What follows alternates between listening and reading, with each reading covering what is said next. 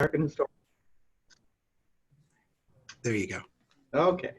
Now I want to welcome you all. My name's Nancy Palm Wickham. I'm a professor of history at Cal State University, Long Beach. You should have, Rob, is it correct? They should have my presentation up on their screens. That is correct. Okay. This is the presentation on assessment and evaluation for the American Historical Association and the Gardner Institute's History Gateways Initiative. So I'm here today to talk about one of my, I don't want to say true loves, but one of my passions, which is the assessment of student learning, and really the authentic assessment of student learning, and why I think it's good for faculty members to embrace assessment of student learning. So let me sort of give you a little bit of a background. It may seem counterintuitive to you, but I was actually trained as a labor historian at Cal Berkeley under my advisor, Jim Gregory. I have been a member of the AHA's tuning initiative, basically since I think 2012. I was also a member of the Measuring College Learning Project, the history strand with the Social Science Research Council. And I am also a campus coach for the National Institute for Learning Outcomes Assessment. So my interest in these issues goes wide and deep. I also have worked as a senior assessment specialist at Washington State University in the Office of Assessment of Teaching and Learning, ATL, a wonderful organization. And now I'm back here at Cal State Long Beach, where I began my career as an assistant professor many, many years ago. So let me just sort of start to say, give you a sense of why I think assessment is important. I know that it has often had kind of a bad rap. Many of you may understand that. You may be familiar with those issues. Let me see, I just gotta. So one of the things I want to talk about are some of the faculty attitudes. And there's been quite a bit of work about faculty attitudes towards assessment. And sort of the predominant view among faculty for a very long time was that assessment was added work. There are very hostile attitudes towards assessment. I think that these attitudes, however, are beginning to change. And I think they're beginning to change because assessment itself is beginning to change. So let me talk a little bit about why I think these attitudes, and you can read them up here, why these attitudes were first hostile and why I think they are beginning to change and what that means for us as practitioners. When I said it was perhaps counterintuitive to have a labor historian talking about assessment, I don't see the paradox there because I see assessment as essentially workers' control, where we control our work product, not just our scholarship, but certainly our teaching and student learning. And the best way we can do that, in fact, is to embrace assessment as a meaningful activity, to show others, to share out with others that assessment is a valuable activity. It's something that we should do. It's our responsibility as instructors. And it's certainly a way to ensure that faculty members, not administrators, not staff specialists, not instructional designers, but faculty members retain control over their courses and their curriculum. Because I'm absolutely convinced that if we don't do assessment, somebody else is going to do it for us. And at that point, we lose even more control over our workplace and our working conditions. So these are some of the faculty attitudes, the hostile attitudes, many more. One of my favorites is a common statement in the literature of the culture of assessment among faculty, in which faculty often note, well, you can't take the ass out of assessment. Okay, so on that note, now that we've acknowledged the hostility, I want to give you sort of a short history of assessment in higher education. I think there are real reasons why faculty members have been so hostile over the years towards assessment. And I think part of it is because it did not emerge out of our own work. And in fact, it really, if you look at sort of this timeline, in the middle of the 20th century, in the 1920s, 1930s, 1940s, the Educational Testing Service, the Carnegie Foundation for the Advancement of Learning in Higher Education, Advancement of Teaching, excuse me, began to develop a series of assessment measurements, tools, essentially tests, to assess student learning, normally at the end of a term, or excuse me, at the end of a program or at the end of a degree. So there were things like the development of common tests to determine graduate school readiness, for instance, the graduate record exam, to determine college readiness in the SAT. And a whole variety of other tools and measures that were used. This is sort of the part of the national movement of what we call test providers. People whose livelihoods were linked to the development of these kinds of really sort of standardized measurements of student learning. And they worked well for a while, some would argue, others not so much. But moving along into the 1980s, really the 1970s, 1980s, certainly by the 1980s and the 1990s, we had this sort of beginning of this corporatization of higher education.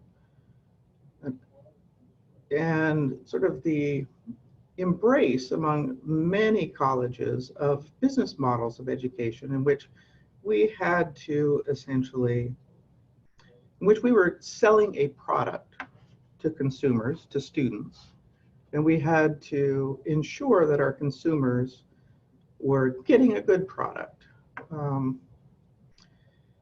And so there was sort of even more move to really sort of take away from faculty this idea of authentic, their control over their workplace, of authentic assessment of higher education, and move it into administrative offices. And then sort of moving on even further into the early 2000s with Margaret Spellings and the Spellings Commission, Department of Education Secretary Bill Bennett. There was a real sort of backlash against faculty, against universities, because they were seen as sort of repositories of left-wing or liberal thinkers. And that sort of merged with the corporatization movement to create real strong demands for accountability. And I'll discuss the differences between accountability and assessment in a moment, in which we had to prove that we were providing a product that we had promised our stakeholders, our students, we would provide. And accountability measures are quite different from assessment measures, which I'll discuss in a moment. By the Great Recession, when I became a department chair, not long after I became a department chair, we saw a dramatic decline in funding for public education, coinciding with the publication of Ehrman Roxa's Academically Adrift, which documented that something like nearly half of all college students had no added value to their education. In other words, that the education, using a series of standardized measures, students really hadn't learned anything from or at least in terms of measurements on those assessment tools. Students had not learned anything between the time they entered college and the time they left. So that really even pushed institutions even further into ensuring that assessment was a key element in institutional effectiveness.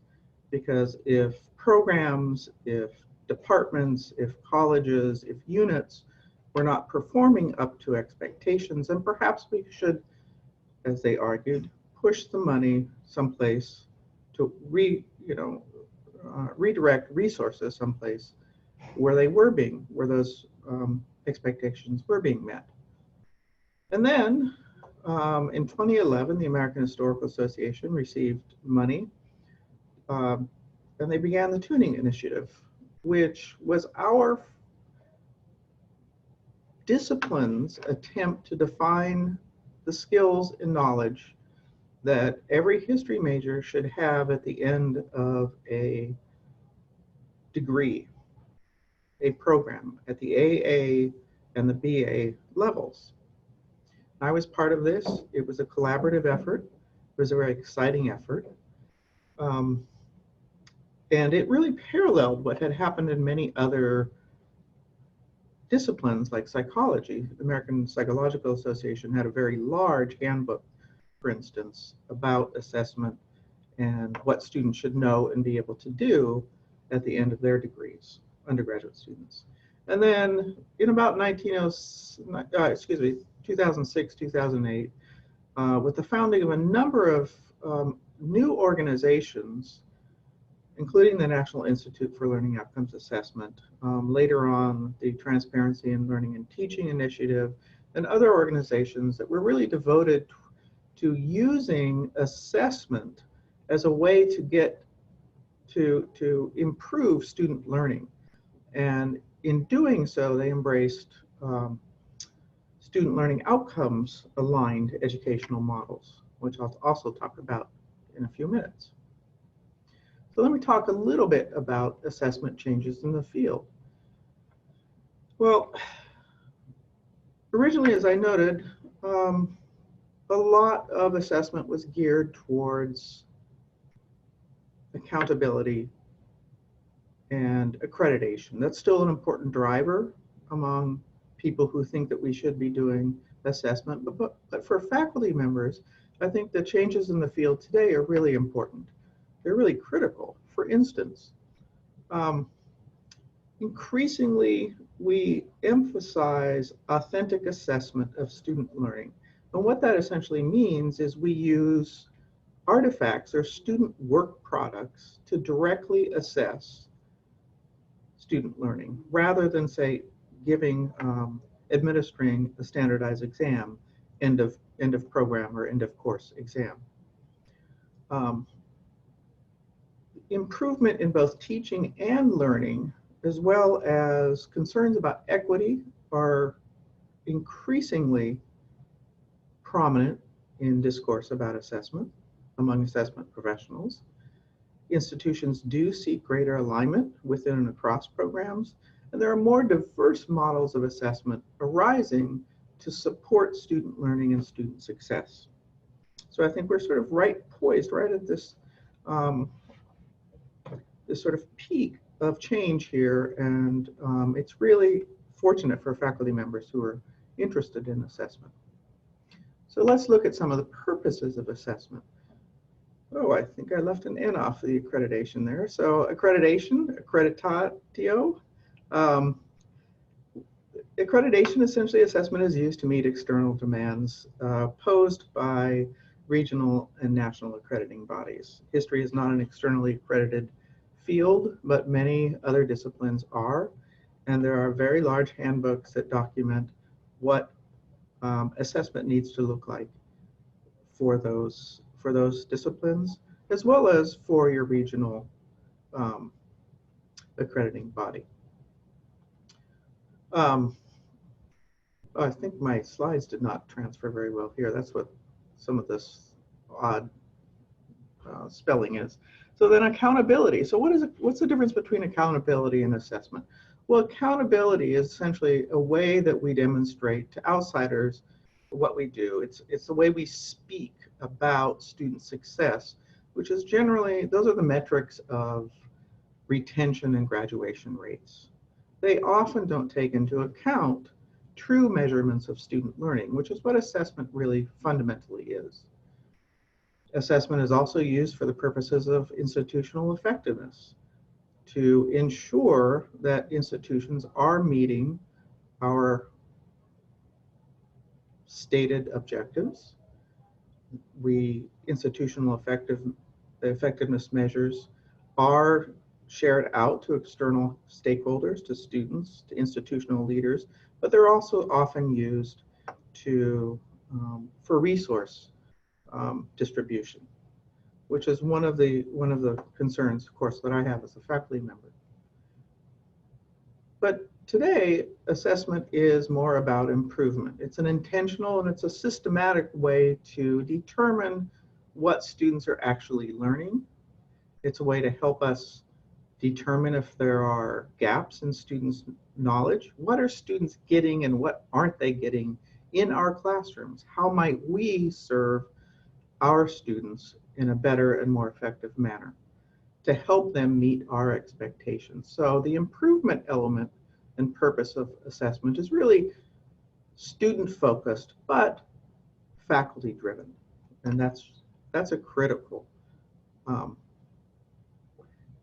distinction here for our purposes today. So, as I note, this is really the element of the purpose of assessment that I am focusing on today in this presentation. So evaluation or assessment, there's often a lot of confusion about evaluation or assessment. And you can read these differences, but evaluation, I think, and assessment are sometimes used interchangeably, but for assessment professionals, we make a distinction between evaluation and assessment. Evaluation is generally focused on a single student. Assessment is more about identifying what students as a whole and what programs or faculty members as a whole are able to achieve in the classroom. Grading is a form of evaluation. Grades can evaluate a single performance, or in the case of course grades, end of term grades, they evaluate multiple performances. That's not at all what assessment does. We are targeted on measuring a single performance, a performance task, and that can be anything from a short classroom, a CAT, classroom assessment technique under Tom Angelo's and Patricia Cross's definition, or it can be something much more elaborate like a final term paper. Grading and evaluation may not at all be linked to learning outcomes, and we might not use rubrics, for instance, to grade or evaluate individual student performance. That's not at all what assessment is about. Assessment is much more of a collaborative, faculty-driven process. It's intentional in its design, and it's meant to determine whether or not our students are meeting our performance expectations. Right? Results are used to improve both student learning and teaching practices, but it's not, and I think this is where sometimes faculty have some legitimate concerns. Assessment should never be used as an evaluation of a single student or for the evaluation of a single instructor. Now, it may be that in an assessment process, a collaborative process, that individual instructors, there might be gaps between the achievement within classes for, say, instructor A and instructor B. Well, what assessment does is it helps us identify those gaps, but it doesn't in any way serve as a punitive measure against a professor or a single instructor whose students perhaps are not meeting our expectations. Because really in assessment, it may not be the instructor's issue. It may be the characterization of the student clientele in that particular class. And those are things that we need to really be sensitive to as professional assessors. And grading also consider other factors. It's usually, grading is not generally regarded as a good measure of what students know and can do, in that, say, a paper grade might reflect whether or not a student turned the paper in on time. A course grade might reflect whether or not students completed all of the assignments for the course. And we know now, there's quite a bit of work coming out, that students today make very intentional decisions about what assignments they will do and what kinds of things they will do to prepare for classes in order to get the grade that they desire. So for instance, it's very common, in fact, in one study, over 90% of students admitted that they failed to prepare for class, for instance, do a class reading, simply because they were stressed for time. Not stressed for time because of partying or anything else, but stressed for time because of all the constellation of other responsibilities that students have. So we need to really be attentive to those issues and try to assist students to meet our expectations. That is, we don't lower our expectations, but we do try to help students meet our expectations. And sometimes that requires being flexible, innovative, and really self-aware about our own strengths and weaknesses as instructors. And that's one of the things that I really like about assessment, is that it helps me be a better teacher. Okay, so Assessment 101 is predicated on the collaborative definition of student learning outcomes. And all a student learning outcome is a very clear statement that we use to communicate to students, to tell them this is what we expect you to be able to do at the end of your assignment, at the end of your course, at the end of your program of study, at the end of your degree. So it's a very clear statement, and it really resonates and reflects the intent of the Tuning Initiative of the American Historical Association. So all assessment does is measure whether or not students have met those student learning outcomes. And I think this, again, is where simplicity is preferable to complexity. So don't overthink this. Assessment measures whether students have met our student learning outcomes. So let's reframe this. Why is assessment beneficial for faculty? Well, first of all, I think that when we create student learning outcomes that are meaningful and clear and coherent, we engage in a really powerful communication practice in which we share our values, our expectations, our intents with our colleagues. So assessment activities and the communication that goes on along with this when we develop student learning outcomes are really process-oriented. They're not results-oriented. This is not just a compliance activity. This is a truly important way to develop ways to improve. So it really, assessment also in the defining of student learning outcomes allows faculty to get outside of either their disciplinary bubbles or their subspecialty bubbles and talk about our programs as a whole and our courses as a whole. And since this presentation is geared towards the introductory history course, I think it allows historians who are teaching the world introductory course, the Western Civ, the US introductory course, and any number of other introductory courses to sit together and to sort of hash out what we expect our students to be able to do at the end of a course, and how, for instance, we might think about getting our students to the point where they're meeting our expectations. Now, I think it's really important to note that student learning outcomes-based education is not curriculum standardization. It doesn't matter how you get students to achieving our expectations, to meeting our student learning outcomes. What matters is that we get them there. So it allows for great variability across courses, across sections, and across programs.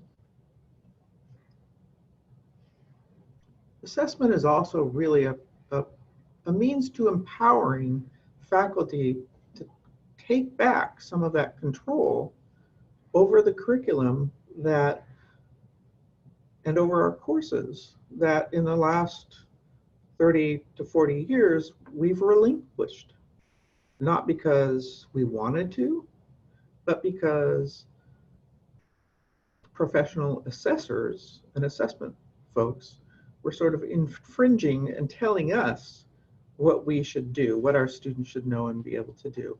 I would much rather have my students demonstrate how they've met the expectations for our courses, for my course, than I feel much more comfortable about giving them those opportunities and their ability to do so than I do about, for instance, using a standardized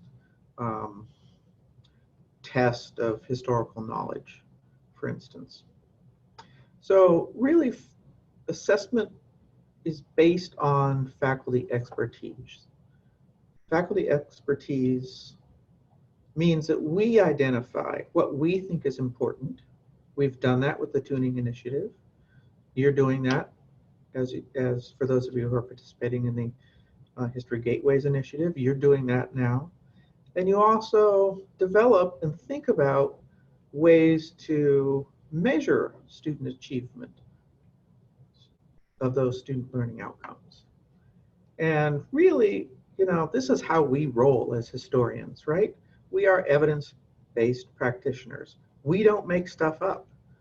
An assessment is inherently an evidence-based practice. So I think this is where historians are uniquely situated to move the needle on faculty-driven assessment practices in higher education today. Another important aspect to assessment is that it's a collegial activity. This is part of our shared responsibility. We owe it to our students to help them meet our expectations. And I've been in higher ed now for 30 or more years, and what I can say is, I've heard for all of those years complaints from faculty members about students don't read, students don't prepare for class, students don't proofread their papers. I mean, I can go on sort of ad nauseum, but what I would say is basically that I think sorry, I'm just fiddling a bit with this. I want to show the slide from the current. Here we go. Back one. I'm sorry. I think that what we really need to do is embrace this opportunity to develop an integrated approach to assessment and to education, where a student who takes a class with me develops the skills to meet the expectations of the professor in the next class he or she enrolls in, and then there is able to meet the expectations of the professor in the following course over a period as they move through the curriculum, both as history majors and as non-history majors, which is the bulk of at least the folks whom we serve here at Long Beach State. So as they move through the curriculum, how do the skills and the knowledge and the intellectual dispositions that we provide to them as historians serve their interests as they proceed through the curriculum? And so this requires really communication and collegiality and sharing of our expectations, and certainly communication with our students, what our expectations are. So let's talk a little bit about the process of assessment and how this is really an element of design thinking. And it's really intentional here. So what we do is, as you can see, we identify our desired result. We identify our student learning outcome. We determine our acceptable evidence. What would achievement of that student learning outcome look like at the end? We design learning activities for our students to get them there. We measure, and when I say we measure, we also develop and define those tools that we use to measure our students' learning. And then we assess, and evaluate, did our efforts work to improve learning? And if they didn't, we reassess and improve again. We go through this sort of iterative process, round and around and around. It's slow, it's deliberative, it's a collaborative process. We're much more like the tortoise than the hare here. So one of the things we do in this assessment process is identify our student learning outcome. And this is, again, from the Tuning Initiative's language. What do we want students to know, understand, and be able to do? I'm a big fan of the 6 words formula. Design distinct statements that are clear and coherent. Use operational verbs aligned with Bloom's taxonomy, or even more importantly, aligned with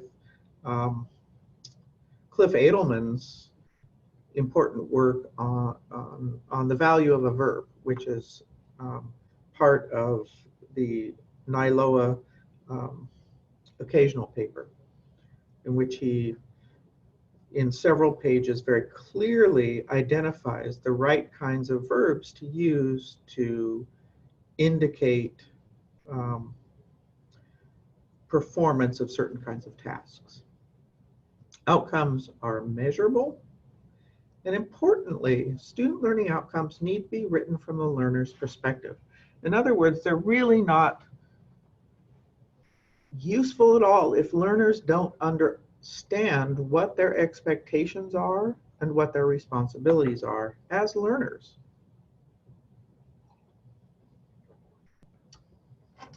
So for instance, and this is sort of a generic, not a history-focused learning outcome, but a common institutional learning outcome in many institutions has something to do with information literacy, that students will develop a proficiency in the ability to find information through library catalogs. Digitally, they'll be able to assess. And so, for instance, for the information literacy common institutional learning outcome, you can see identifying important information resources. If they're given a task that requires them to go to the library to find information about Abraham Lincoln, then that's an important student learning outcome. Excuse me, I kicked the camera there.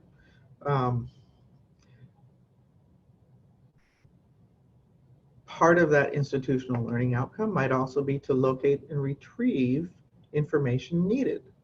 And in this, instructors can certainly specify, and programs can specify, that students are expected to use the online library catalog or the library resources rather than, say, information that they can find through a Google search or some other kind of internet search.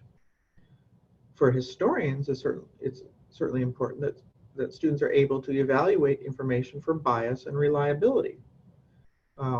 Sam Weinberg's group and some of the folks associated with the Stanford History Education Group have recently released a report in which something like 70% of all high school students, remember these are the folks getting ready to vote, 70% of all high school students could not tell the difference, could not judge the reliability of a political ad and a journalistic piece on the Slate website. And that's a little bit alarming. So I think this is a key element, certainly for historians, but also for folks that really care about information literacy and facts.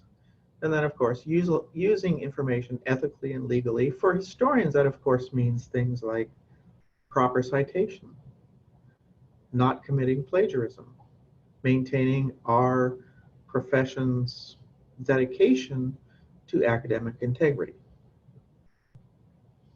And so then what we do after we've identified those student learning outcomes and identified what achievement of those outcomes looks like at the end is we design learning activities to help students reach our expectations. I call this align and design. At a program level and at an institutional level, this is usually called curriculum mapping.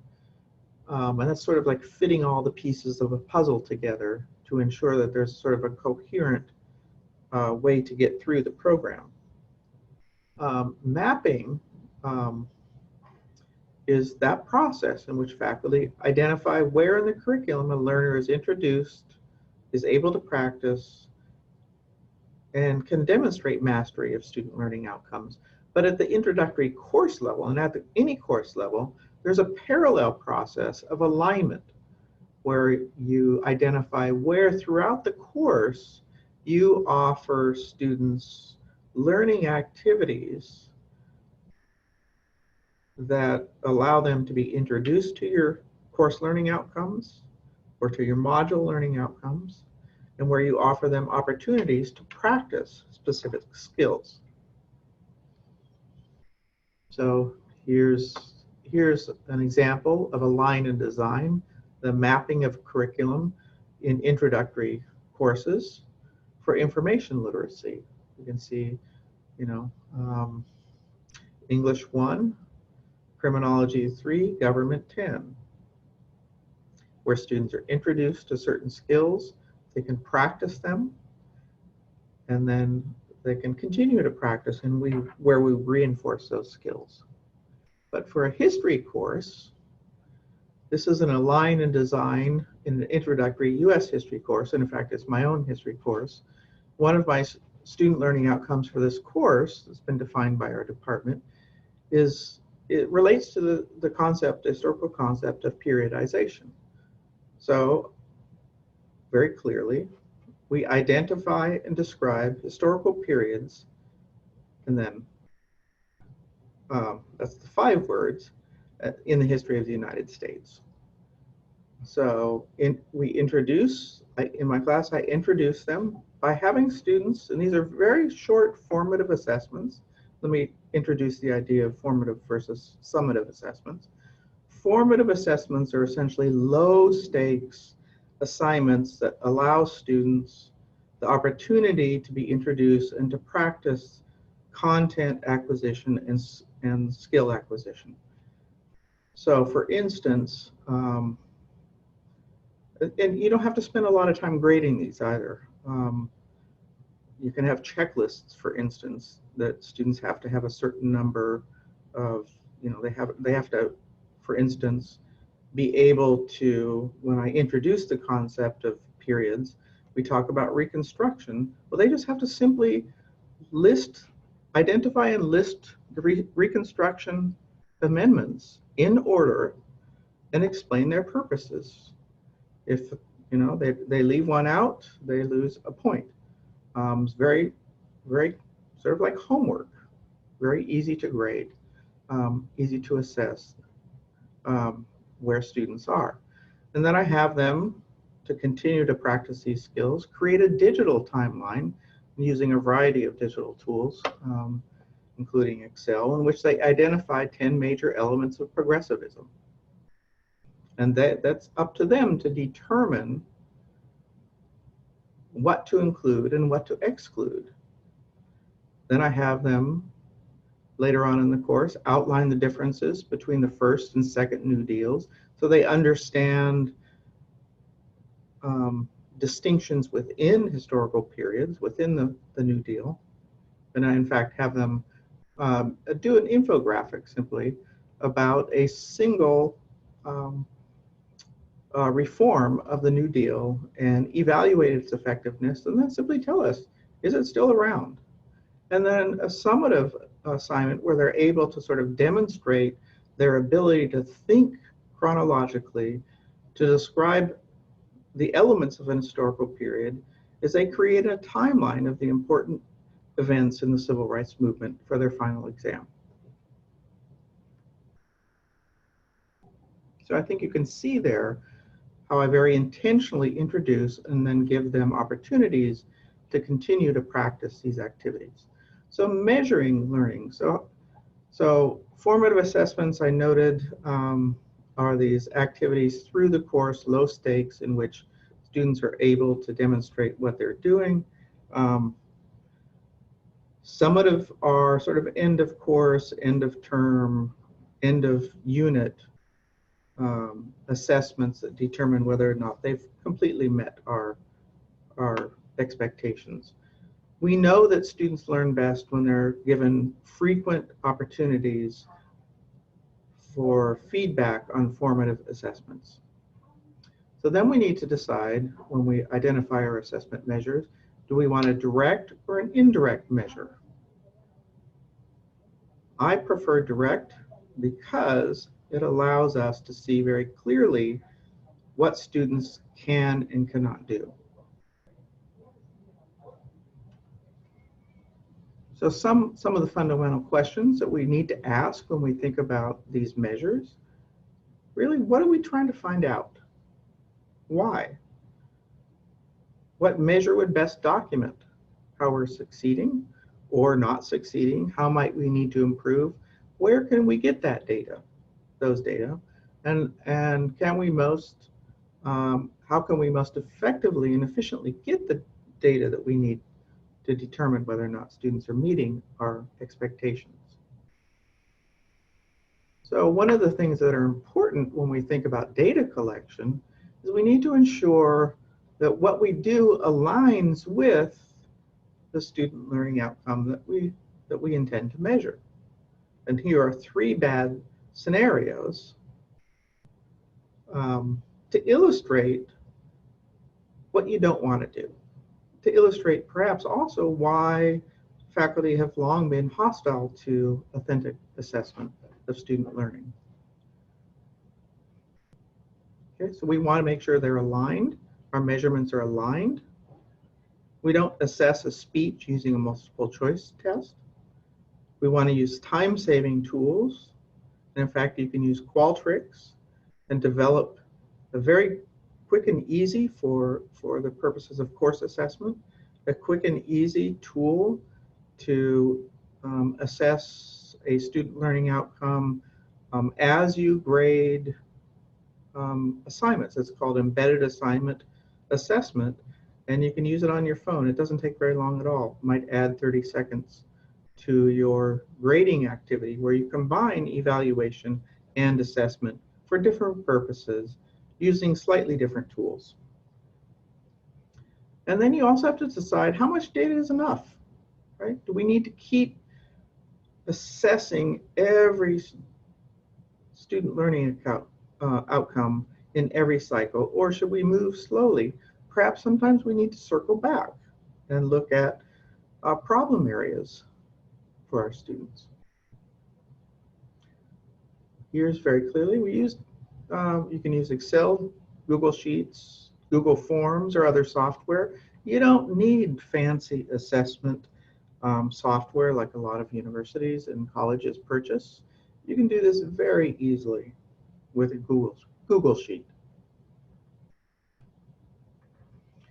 And then the most important part of the assessment process is closing the loop.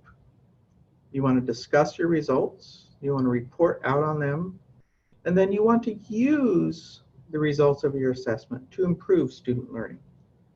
I want to make sure that I finish in time so that anybody who has questions can ask. But faculty need to identify where students are and where students need to improve. We know that one of the most effective learning interventions now are transparent assignment designs or redesigns of assignments to make them much clearer for students and to give students a roadmap to successfully complete their assignments and thus demonstrate their proficiency and their ability to achieve our student learning outcome. We do need to recognize, though, that student learning is influenced by multiple factors outside of the classroom. And we may need to sort of move that needle on student success to coordinate with student affairs and other divisions. And this came true many years ago when I was chair, in which we had a number of students, very good students, who were not performing well, who were disappearing from classes. And it made no sense to me. Faculty members were complaining. It made no sense to me.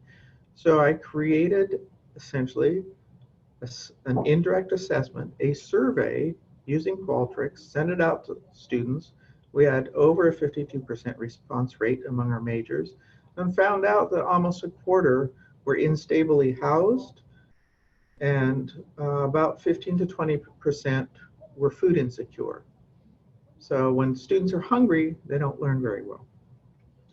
And one of the things the university did to respond is to enhance its food pantry and help to coordinate distribution of food resources to hungry students.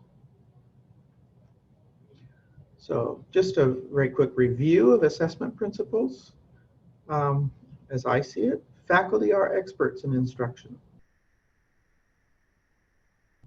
When we drive the process, we're the ones that provide meaning. Doing assessment well means prioritizing, planning ahead, using time-saving tools. It means being intentional about how we go about teaching and evaluating and assessing student learning and our own efforts as instructors. I think it's also important to realize that we're already assessing. We already do this work. We just might not be doing it in a formal or intentional or collaborative way.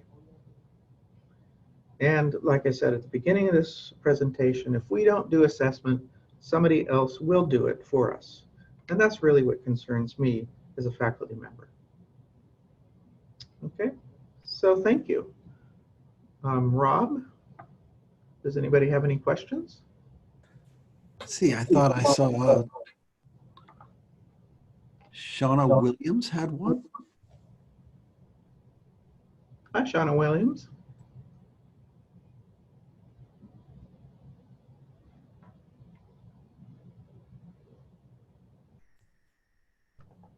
And if nobody wants to speak up, feel free to type in your question.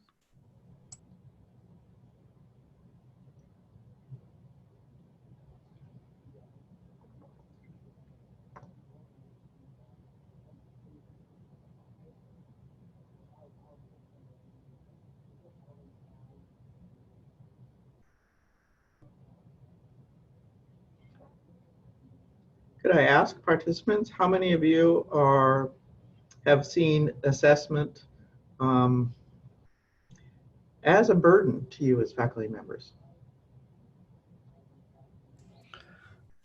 While they're typing in those responses, the question from Nancy Baker is, can you recommend assessment strategies for very large classes of 200 plus students?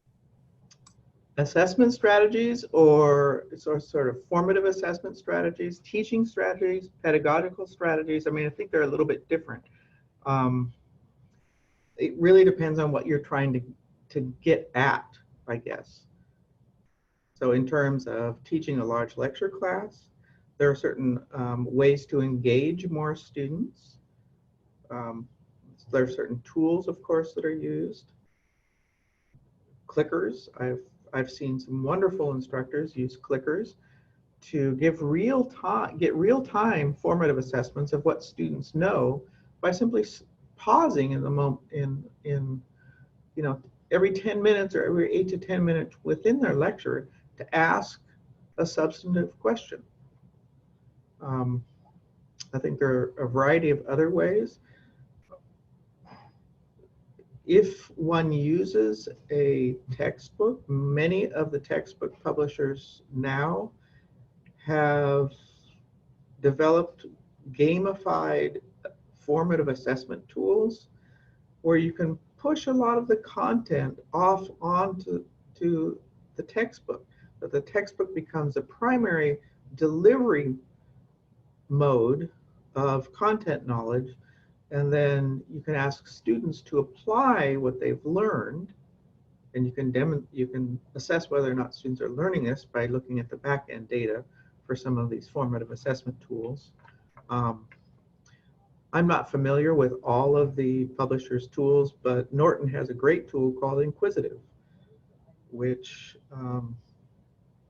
allows students to take chapter quizzes.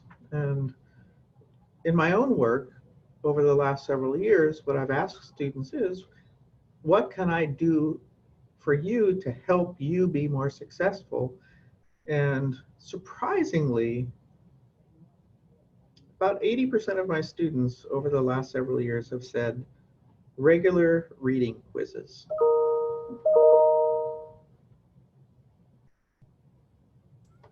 So I think you answered the question. Would you elaborate on ways of integrating evaluation and assessment, i.e. purposefully grounding / reviewing / grading assignments, the foundation of learning outcomes and related rubrics? Okay, that's a tough one. So a grading rubric serves a different purpose than an assessment rubric. An assessment rubric normally is geared very closely to student learning outcomes. So you might only have sort of one line, or you might have two dimensions within your assessment rubric, where you have your different categories that you describe as proficient, developing, mastery, and so forth. In grading rubrics, some of the best practices are to develop rubrics that are aligned closely with not only your course learning outcomes, but your module learning outcomes or your chapter learning outcomes. To develop rubrics that privilege the essential skills and the essential knowledge that you want students to have, and to develop rubrics that are not what we call deficiency rubrics, in that just the language that you use to encourage students to communicate out to students what your expectations are is really important. And if you use a deficit model or a deficiency model rubric in which poor performance is characterized as failing to do something or neglects to do something, rather than posed positively as, for instance, if you've got a dimension about the use of evidence, mastery would be something like this paper demonstrates the evidence fully supports the argument of the paper. The poor performance indicator might be something like that you've provided a great deal of evidence. Let's think about what the evidence tells us.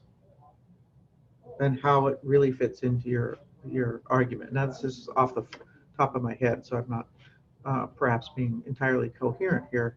But you want to provide students, the rubric should serve, all, like the student learning outcome, the rubric should serve as a way to communicate to students very clearly what we expect them to know and what our performance indicators are.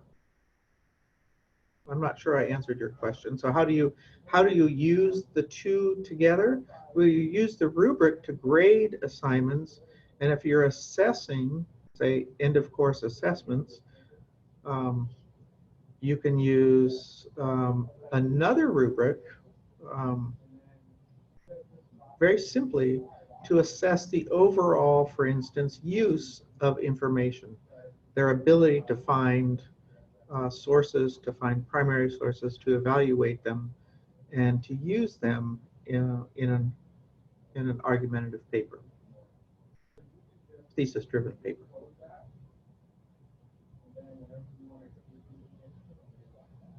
And that's what we call embedded assessment, in which you use the same assignment for two different purposes.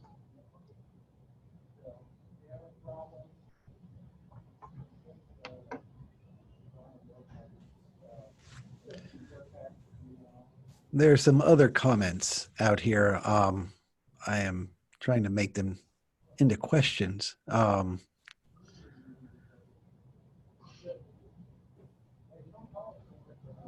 So I guess this one, we have no written guidelines for assessment outside of the rubric, including for the process and for a way to put it together in each department.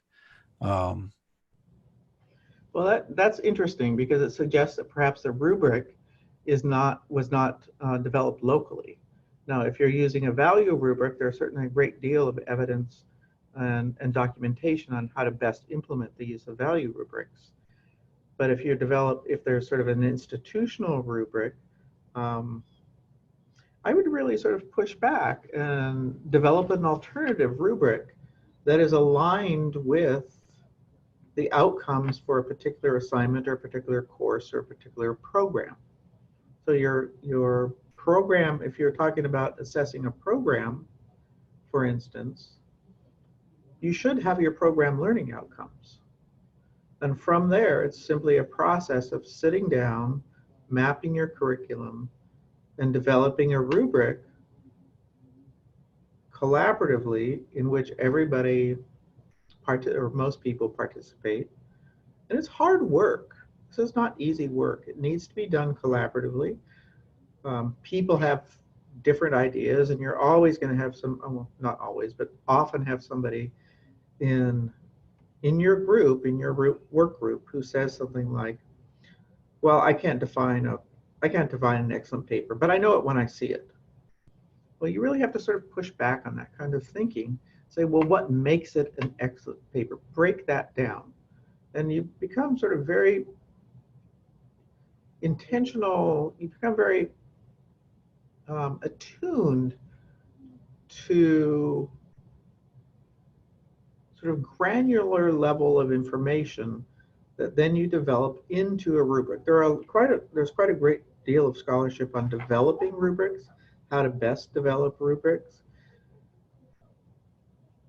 But I think really start with thinking about students. And test your rubrics with students before you send out, before you assign any work. Do students understand what's expected of them?